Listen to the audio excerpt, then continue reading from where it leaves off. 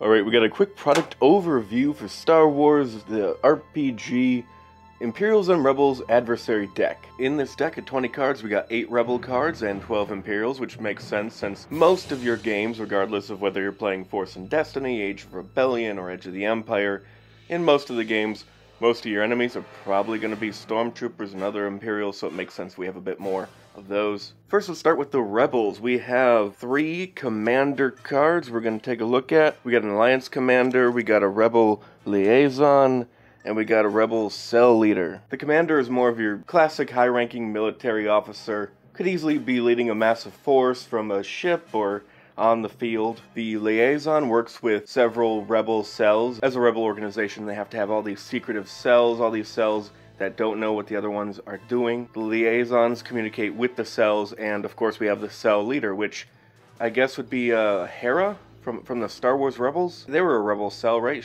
I guess she would be Cell Leader. Anyway, we got various types of leaders and mission givers. Let's move on to Spies. We got a Bothan Spy and a Rebel Spec Force Infiltrator. The Bothan Spy is more of a techie, skill-focused spy. The other one is really more of an assassin. Definitely a bit more of a combat focus there. Speaking of combat focus, let's move on to the Infantry. The Alliance Infantry is your basic soldier, and of course they are a minion, so if you have the Age of Rebellion squad rules, you can actually lead a group of these, and I think the leader gives bonuses, so a player can lead a group of minions and give bonuses to them. There might be a situation in which your players might take a few of these soldiers under their wing and lead them in the field, or really they could do this with any kind of minion. Like for example, the basic Starfighter pilot here, and of course we also have a rival in the Starfighter Ace, so degrees of pilotry. It's always felt weird for me to have stat blocks of things that your players probably aren't going to kill. I mean, really, what's the point of having a stat block if they're not going to kill it?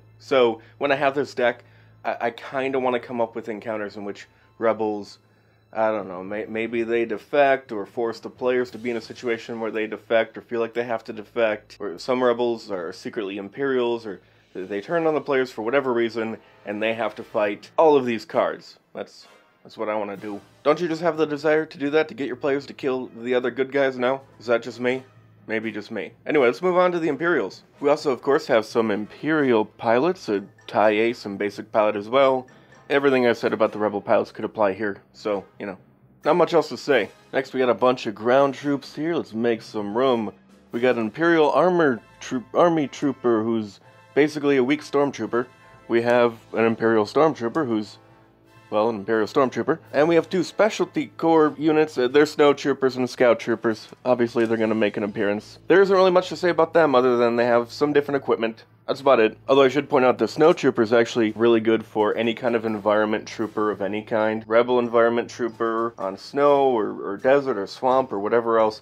Anything that can apply any kind of penalty. You'll see for yourself. Anyway, there's some flexibility there.